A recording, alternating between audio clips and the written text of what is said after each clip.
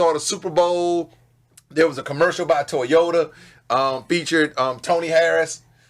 She is now the new safety for the East Los Angeles Community College or something like that. But she's a scholarship player. She's a scholarship football player playing in an all-male sport. Tackle, full contact, female playing football. I'm sending this out to all my Facebook people now. So the question is, you being a former Syracuse player at the collegiate level, should a woman be? Of course, I'm gonna give you my position up front, and I'm gonna tell you why. So, my position is, just like basketball, just like any other sport that's team related, men and women ought to be separate. Okay. And so I'm not going to talk. I know you want to come from another angle, similar to what Jason Whitlock, who God knows I normally don't agree with Jason Whitlock, but this time I did. I'm coming from a completely different angle. And while I'm going to get into, I know we're going to get into this show a little bit about, is she qualified and does she meet the physical standards and blah, blah, blah, blah, blah. I know you're going to get into that. I'm not going to get into that up front. Okay. What I'm going to talk about is something that is rarely talked about, which is not so much should she, in her perspective of playing. I'm going to come from the standpoint of the men who have to play with her. Okay. Which we do not talk about enough in these situations and environment. Okay. And of course, I'm going to, at some point in this show, interject another controversy that took place with this Michael Sam, and I'm using it from the same context. Not his sexuality, not her sexuality, but the issue is the men who have to play with her. Okay. Here is what I mean. We are in a society now where you see it every single year at the National Football League. So her dream is to, quote, play in the NFL. Now, think about this. Let's just take this out. Let's say she is good enough to play in college. Let's hypothetically say she is good enough to play in the NFL. We're in an environment where the NFL has become now the police on domestic violence, which means we have told young men, older men as well, right, not to get into a physical confrontation, whether it's your girlfriend, whether it's your fiance, whether it's your wife. True. Right? Right. The NFL, whether the on this show I've talked about whether the police have arrested you or not, whether you have been found guilty or not of domestic violence is not the issue for the NFL.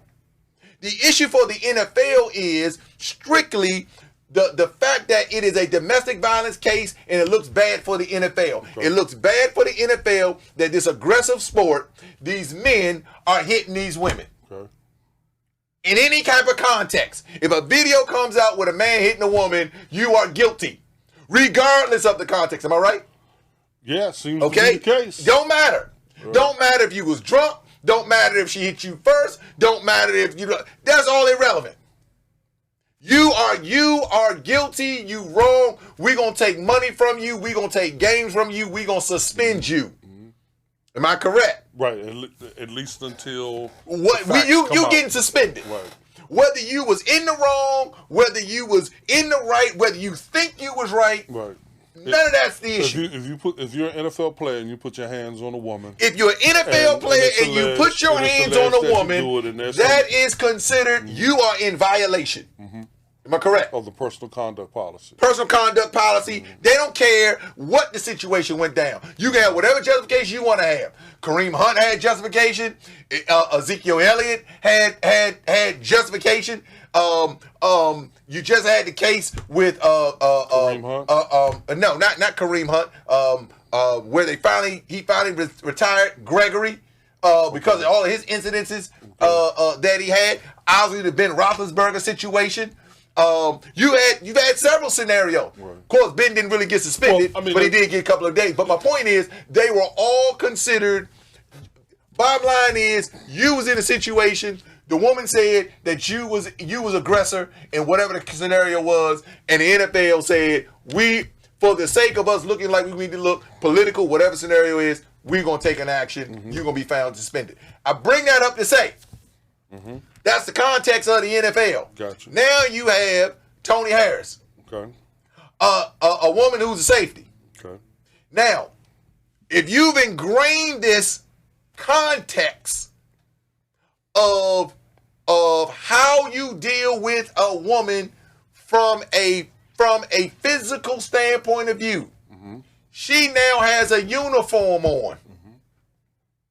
She is now on the opposite side of the field. What you're now telling me to do is to turn off how I've been conditioned to deal with a woman in a capacity from a physical interaction to now you want me to aggressively. But you said you're going to deal with that sort of on the tail end. Well, so on the front end, you had asked me since I played ball. Right. What's my perspective on it? Right. Exactly. Right? So the first thing is this: every person who plays Division I football, and they've changed a lot of the rules now in terms of how long you can practice, how often you can hit. But especially at the time that I played, you absorb a lot of physical punishment.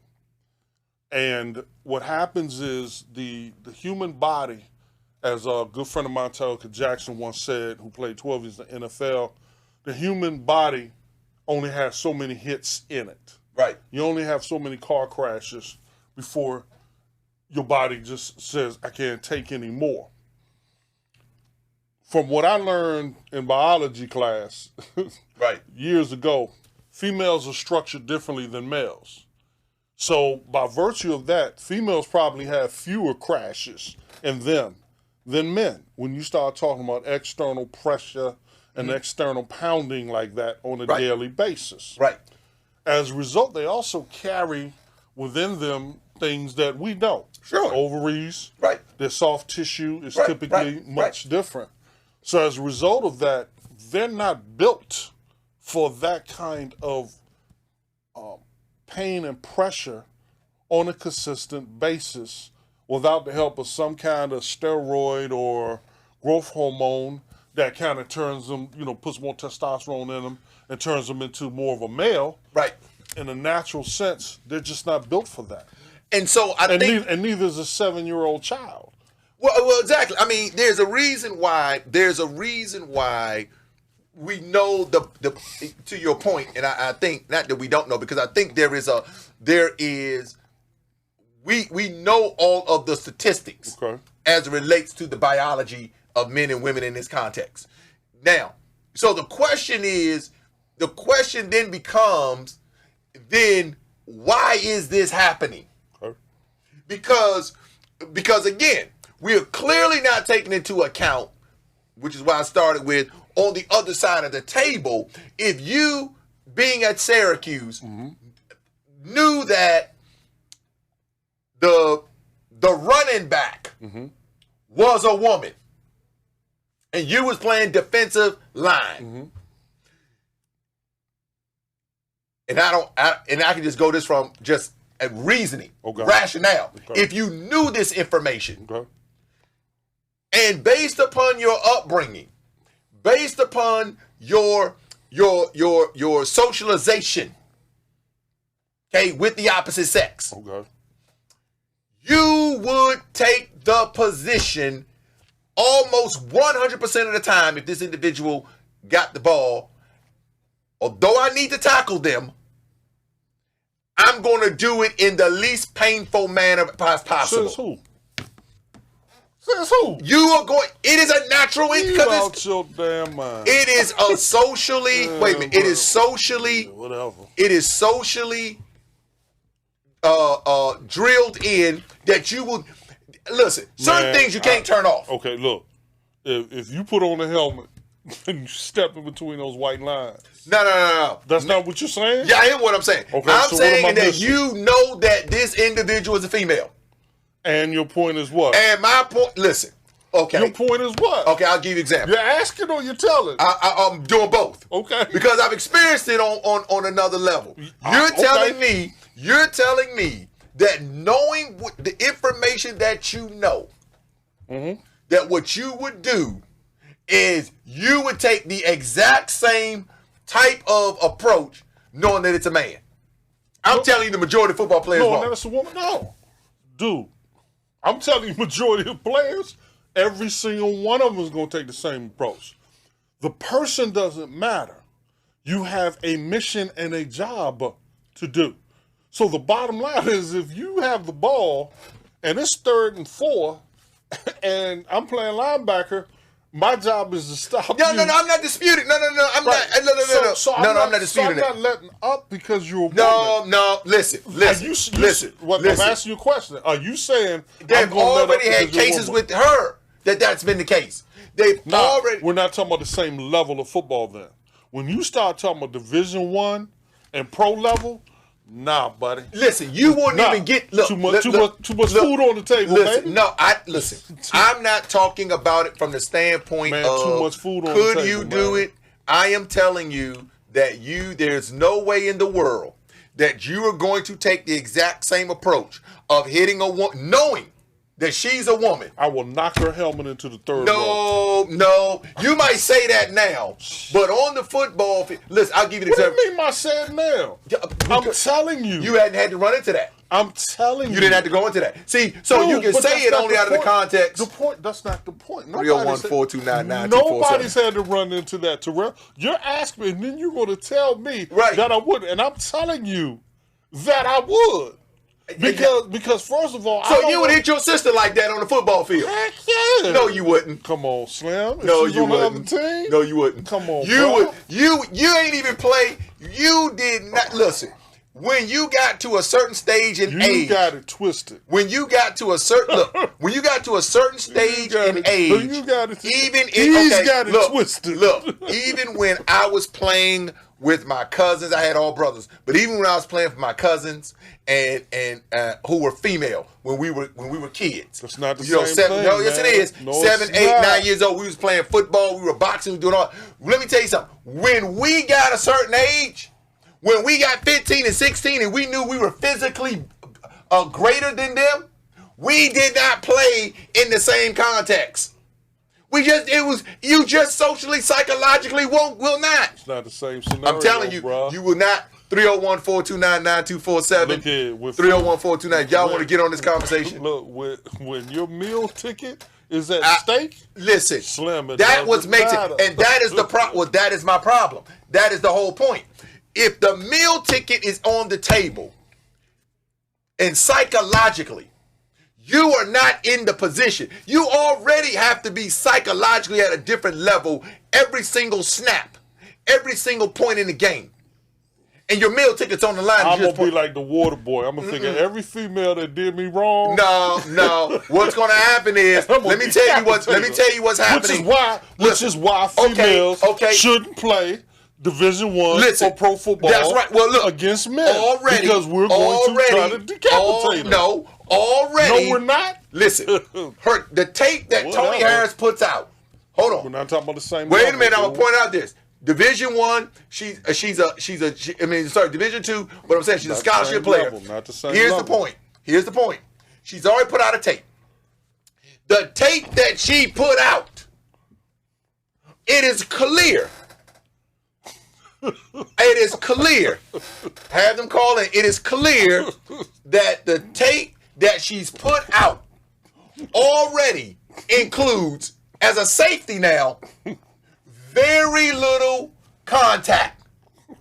So my point is, even in the tape that we have watched of Toni Harrison, who's a scholarship player. When was the last time a scholarship player, put out a tape where they're on the practice squad wearing red, showing that this is the person that you really don't even hit? My point that I'm making. But wait a minute, but they're doing that with quarterbacks, man. The point that I'm making to you is this: if you are in that environment already, socialization. They're doing that in quarterbacks, not because you don't want to hit the quarterback now, because you don't want to hurt the quarterback. And they are not doing that at the high school. They're doing that at the pro level.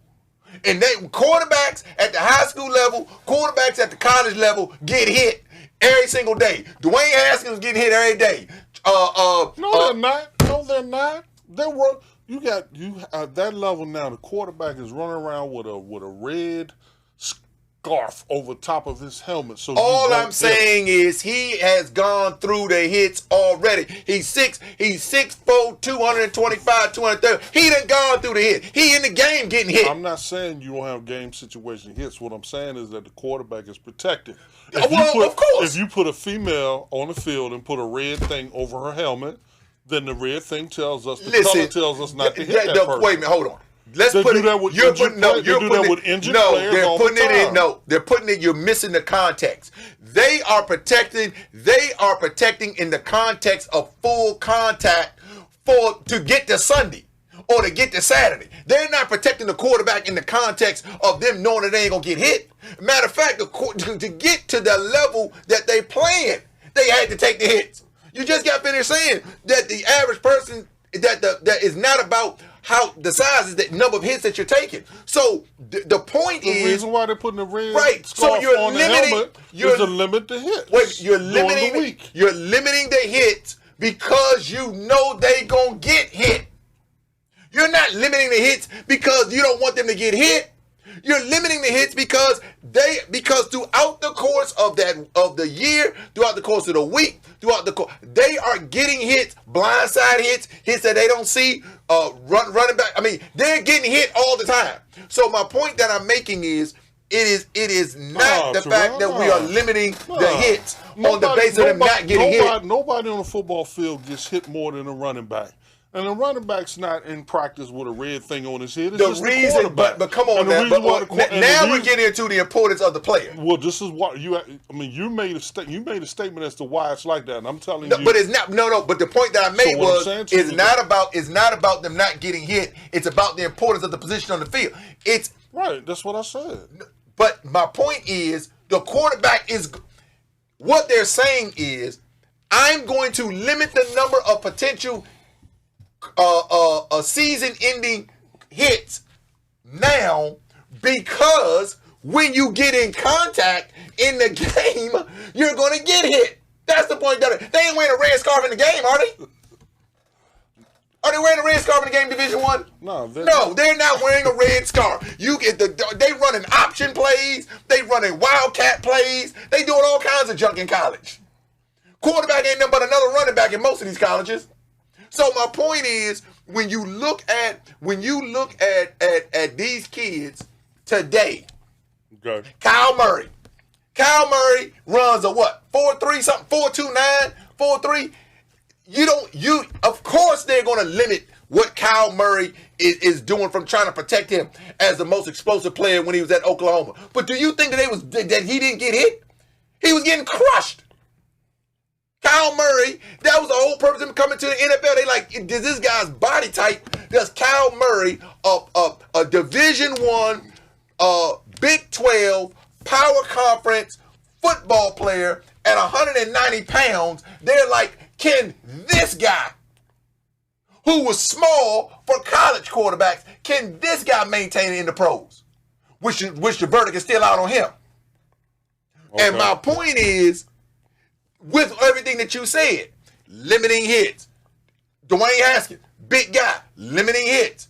But they're not limiting hits out of the context of protecting them for the purpose of them playing the game. They're limiting hits so that they can get protected for the hits they're going to take in the week coming up. So the thing is... That's not true. That is true. And the reality of it is, now you're going to be limiting hits, potentially with this young lady.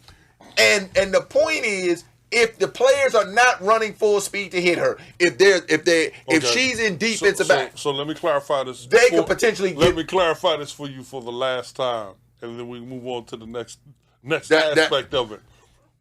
The reason why is this. Typically, a college team will have 11 running backs. Typically, a college team will have 4 or 5 quarterbacks. And the quarterback that starts is essentially the key player on the team. He's got the keys to the car. So what happens now, during the week especially now, is they don't want people in practice hitting the quarterback and perhaps injuring him before Saturday's game. Sure. It's not to preserve the hits, because you don't know what hits he's going to take in Saturday's game. You don't know that. What you do know is that you want him to practice all week long, unabated, as much as possible, so you don't hit him in practice. That's why. Well, I just said that the purpose is so that they can get the not point so that they can get hit on Saturday. they know that. No. I didn't say so they get it. They know they're going to get hit on Sunday. The purpose is so that they can get all of the name me a safety. Name me a safety that's protected. All of the reps that they need to get during the week. Name me a running back that's protected during the week. The one that's injured. The one who was injured from the week before is the one that's protected. Why? With quarterbacks, they don't want them to be injured going into the game. Of course not. Everybody else can get injured in the game, and then they get protected the next week. So the point is, which is going back to the point that I made, the quarterback is the most important person on the field. Would you agree? Yes. Okay. So the quarterback, it being that they're the most important person on the field, they're going to be in the position where, of course, I want to protect this individual because everybody's gunning on the defense for the quarterback in the game. Whether it's a pass, whether it's a run, whether it's whatever. Because the quarterback is the central figure in dealing with the ball. So the point that I'm making is, I get that. I don't want you to miss the point that I'm making. I'm not talking about should you or should you not protect people. What I am saying is the individuals who are practicing and playing, they are not going to make a determination emotionally to not hit this person because this individual is protected. They're not going to make that determination. The point that you keep trying to make, where I think that is incorrect, is presuming that you know that the person is a woman. You are clear about that. And that individual now is in a position, you're in the position as a man. So let me give you a prime example. In high school, I was on a wrestling team. You go with that again. Okay. I was on a wrestling team. Okay. So, in high school, this is when a lot of this was starting to take place. Whether women should be in mixed sports with men. Okay. So, it was presented to me. It wasn't presented from an asking standpoint of view. Okay. I was scheduled for a match. When I got to the match, the opposing team in my weight class had a woman to come out. Okay? Now, you have to understand at that exact point. So my coach